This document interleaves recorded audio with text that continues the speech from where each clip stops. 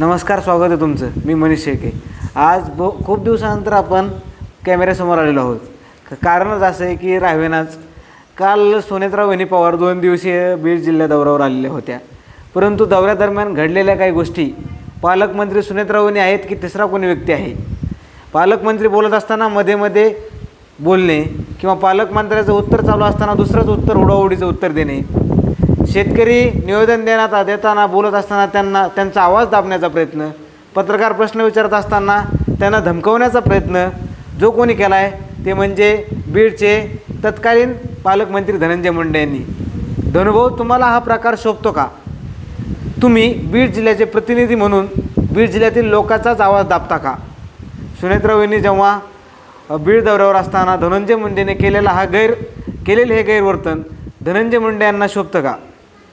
या दरम्यान जेव्हा शेतकरी संघटनेचे जे कार्यकर्ते असतील, राजाभाऊ आमटे असं काहीतरी नाव आहे त्यांचं, ते जेव्हा निवेदन देताना सुनेत्रा वहिनी यांच्यासमोर बोलत होते तेव्हा धनंजय मुंडे त्यांना असं म्हणत होते की हळूहळू. नेमकं मग शेतकऱ्याचे प्रश्न एक तर तुम्ही मांडत नाहीत आणि राजाभाऊ आमटे जेव्हा हे प्रश्न मांडत होते तेव्हा धनंजय मुंडे यांनी त्यांचा आवाज दाबण्याचा प्रयत्न केला. दुसरा मुद्दा असेल जो की धनंजय मुंडे आणि सुनेत्रा वहिनी एकमेकांसमोर शेजारी बसले होते. पत्रकार बांधव जेव्हा त्यांना प्रश्न विचारत होते तेव्हा सुनेत्रा वहिनींचं एक उत्तर येत होतं आणि धनंजय मुंडे हे उडाउडीचं दुसरे उत्तर देत होते आणि मध्ये सारखं बोलत होते सुनेत्रा वहिनी जेव्हा बोलत होते. तिसरा जो मुद्दा आहे तो पत्रकारांनी सगळ्यात शेवटी धनंजय मुंडे यांना प्रश्न विचारला की कायदा आणि सुव्यवस्थेचं बीड जिल्ह्यामधील काय आहे वहिनींना. तेव्हा धनंजय मुंडे यांनी ती पत्रकार परिषद तिथे संपवण्याचा प्रयत्न केला आणि धन्यवाद, आभारी आहे सुरेश असं म्हणून पत्रकारांना दाबण्याचा प्रयत्न केला.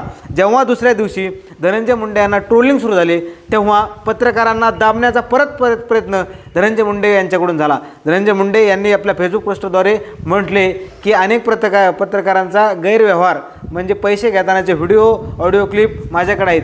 तुम्ही त्या पत्रकारांना पैसे देता, पत्रकारही पैसे घेतात, पण कशासाठी? तुम्ही जे केलेले काळे कारनामे आहेत ते झाकण्यासाठी.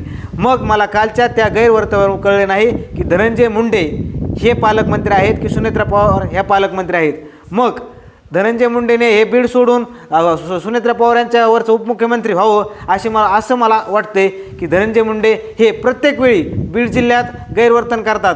प्रत्येकाचा जो आवाज उठेल त्याचा आवाज दाबण्याचा प्रयत्न हे धनंजय मुंडे प्रत्येक टप्प्यावर करत आलेले आहेत. गेल्या 2 दिवसातही तेच दिसून आले. बाकीचे प्रतिनिधी नव्हते का? धनंजय मुंडे हे एकटेच राष्ट्रवादीत का? धनंजय मुंडे एकटेच मतदार आहेत का? धनंजय मुंडे एकटेच प्रतिनिधी आहेत का बीडमधून? मग धनंजय मुंडे प्रत्येक वेळी असं का करतायत? धनंजय मुंडे स्वतः बीडचे काय दादा वगैरे आहेत का? धनंजय मुंडे म्हणजे बीड जिल्हा आहे का धनंजय मुंडे म्हणजे बीडची पब्लिक आहे का? धनंजय मुंडेमुळे सुनेत्रा पवार उपमुख्यमंत्री पालकमंत्री झाल्यात हे धनंजय मुंडेने समाज माध्यमांपुढे येऊन सांगावं. हा एक सामान्य माणसाचा सामान्य प्रश्न आहे धनंजय मुंडेसाठी. का प्रत्येक वेळी सामान्य माणसाचा दाबण्याचा आवाज प्रयत्न करायचा? मग धनंजय मुंडेचा जातीवादी काही पत्रकारांनी धनंजय मुंडेची बाजू घ्यायची, विरोधकांनी म्हणायचं हे जातीवादी पत्रकार आहेत असं का दरवेळेस? कोणी एका पत्रकारामागं पूर्ण धनंजय मुंडेच्या मागं असलेल्या समाजवादकांनी समाजकंटकांनी का लागायचं? हा अनेक प्रश्न आहेत. धनंजय मुंडे यांनी फक्त व्हिडिओसमोर 2 प्रसंग आलेत, अनेक गळचेपी या 2 दिवसात केलेले आहे. अनेक लोकांचा आवाज दाबण्याचा प्रयत्न सुनेत्रा वहिनींसमोर त्यांनी 2 दिवसात केलेला आहे. का लोकांनी सुनेत्रा वहिनीला बोलू नये का? धनंजय मुंडे यांचे एकट्याचे प्रश्न सोडवण्यासाठी किंवा एकट्याच्या समस्या जाणवण्यासाठी सुनेत्रा वहिनी बीडमध्ये आल्या होत्या का? हे धनंजय मुंडेने याचं उत्तर द्यावं.